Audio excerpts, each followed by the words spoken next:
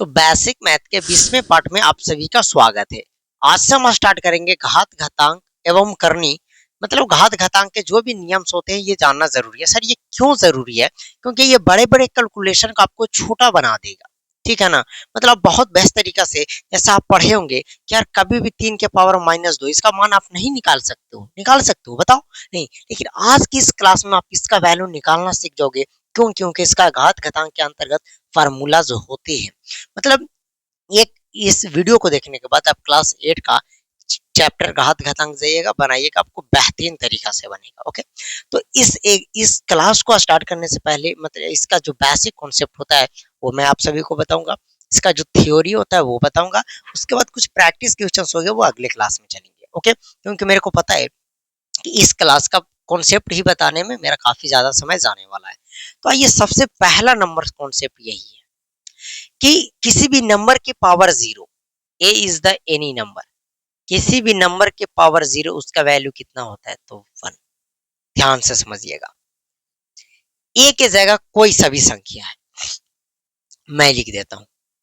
ए के जगह कोई संख्या, कोई भी संख्या, मतलब any number, A is the any number.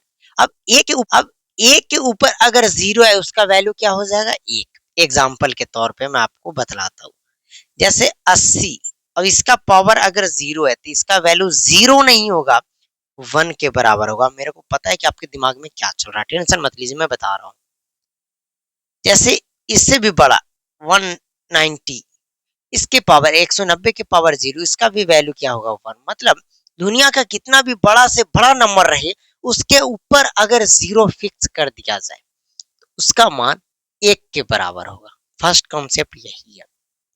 तो बोलोगे तो ऐसा स्थिति में 0 के पावर 0 भी 1 होगा? नहीं, ए के पावर 0 बराबर 1 ये हमेशा नंबर्स के लिए यूज होते हैं, 0 के लिए नहीं। 0 के पावर 0 इसका मान अपरिभाषित, कोई इसका हल ही नहीं होता है, अपरिभाषित कह सकते हैं।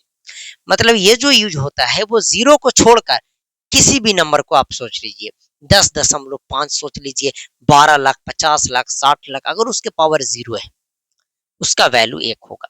ये पहला कॉन्सेप्ट था, मैं ऐसे करते हुए चलूंगा जिससे आपको कोई दिक्कत होने वाली नहीं होगा। दूसरा कॉन्सेप्ट यहाँ ध्यान से समझते हैं।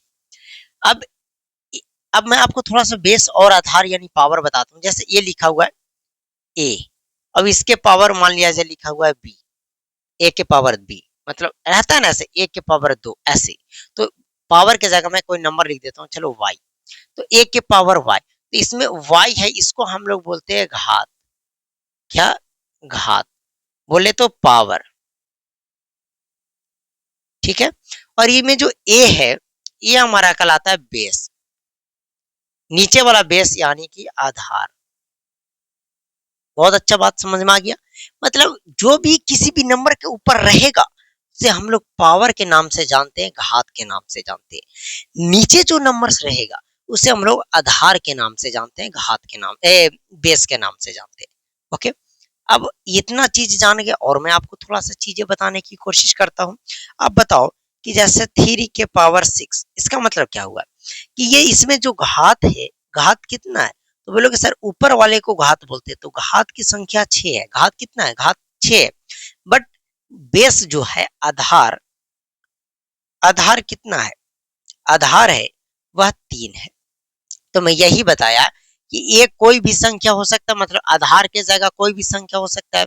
और अगर पावर 0 है, किसी भी संख्या के पावर यानी कि घात 0 है, तो उसका वैल्यू 1 के बराबर होता है।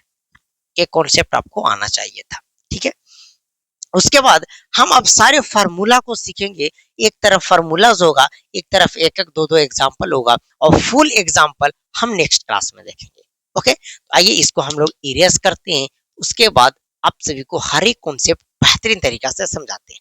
ओके, तो इसको इरेज करते हैं क्लैपिंग के साथ। ओके, तो ये थी मेरी क्लैपिंग का पावर, ये पेज से वो पेज हो गया।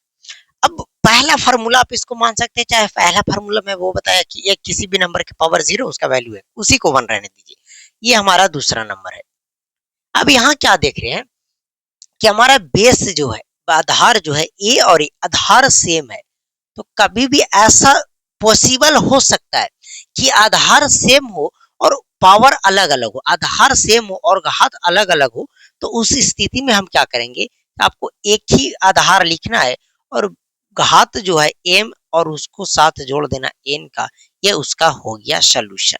बहुत ढंग से मैं आपको समझाना चाहता हूँ यार। एग्जाम्पल की बात किया जाए तो मैं बोलूं कि जैसे 2 के पावर 3 और मल्टीप्लाई 2 के पावर 5, अब ये क्या होगा, तो हम देख रहे हैं कि यहाँ जो हमारा ये है यह बराबर है, यानी कि सेम है। मैं लिख देता हूँ सेम। सेम मतलब क्या होता है बाबू, बराबर होता है।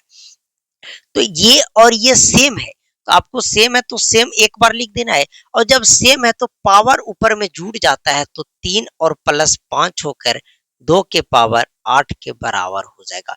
कोई दिक्कत बाबू, कोई दिक्कत वाली बात नहीं है। क्यों दिक्कत नहीं हुआ सर, क्योंकि हम यहाँ देख रहे हैं कि हमारा आधार जगह सेम है। जब आधार सेम होता है ना तो पावर को जोड़ देते हैं। कब, जब गुना में रहेगा तो। अब भागा में रहेगा तो जोड़ थोड़ी ना देंगे। आइए ना उसके लिए हम समझते हैं।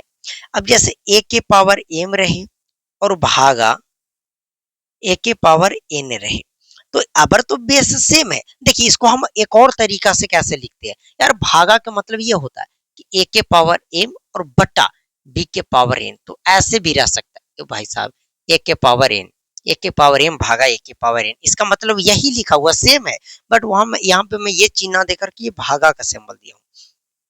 देखो ना, इसको ऐसे करता हूं तब आपको और सही रहेगा, ठीक है ना। तो ये दूसरा नंबर।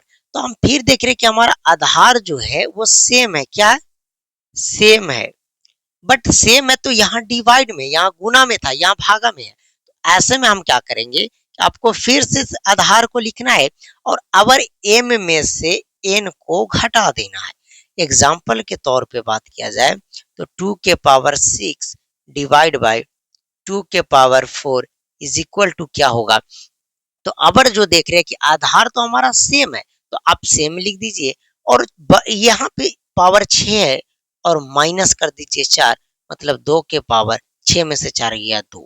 अब आप इसका इजी वे में कैलकुलेशन कर सकते हैं, 2 के पावर 2 इज इक्वल टू 4 होता है। क्या आपको दो चीजें समझ में आ गई? दो चीज क्या थी, थोड़ा सा रिकॉल मैं आपको कराने की कोशिश करता हूँ, है ना।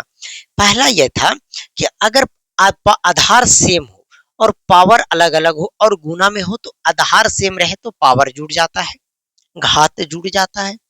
अगर आधार सेम हो और अगर भागा में हो तो पावर घट जाता है, पावर घट जाता है। सर ऐसा क्यों होता है वो भी आपको जानना है, क्या बता ही दूं यार? देखो अगर टाइम मिलेगा तो बता दूंगा आपको, टेंशन मत लेने वाली बात नहीं है, ठीक है। अब और थोड़ा सा ध्यान से समझिएगा। अब तो ये हो गया। अब हम ऐसे भी तो हो सकते हैं कि a के पावर m है और गुना b के पावर m है, मतलब अबर जो पावर है वो सेम है। पावर क्या है अबर, सेम। भाई साहब इतना एम में इतना एम नहीं खींचा जाता है। अबर क्या कर रहे हैं कि देख रहे हैं कि पावर सेम है पर आधार अलग अलग है। यहाँ क्या था, आधार अलग अलग था, पावर सेम था। तो जब ऐसा रहेगा तो आपको क्या करना है, ए गुने का बी, मतलब आधार में आधार के साथ गुना कर देना है और बस किसी एक पावर, एक ही पावर को आपको लिखना, वो उसका आंसर हो जाएगा। एग्जाम्पल की बात किया जाए तो 2 के पावर 3 और गुना 3 के पावर 3, तो देख रहे हैं कि पावर तो सेम है पर आधार अलग अलग है। तो आधार का क्या करेंगे, गुना, तो 2 तिया करेंगे 6 और उप 6 के पावर क्या हो जाएगा, सिर्फ 1 और 3 लिख देंगे, ये आपका हो गया। ये तीसरा नंबर फार्मूला कह सकते हैं। पहला, दूसरा, तीसरा, चौथा, भाई चौथा, चौथा नंबर फार्मूला हो गया। ओके, कोई दिक्कत, कोई दिक्कत वाली बात नहीं। अब जैसे ये भी रहे कि a के पावर m भागा a के पावर, ओ भाई साहब, a के पावर m भागा b के पावर m। अब देख रहे हैं कि यार आधार हमारा अलग अलग है, भागा में है, लेकिन पावर सेम है। तो क्या करेंगे, a को भागा देंगे b से और बस आपको एक ही पावर लिखना है, बस एक ही बार पावर लिख के छोड़ देना है। जैसे एग्जांपल की बात किया जाए कि 3 के पावर 2 डिवाइड 2 के पावर 2, इस तरीका से।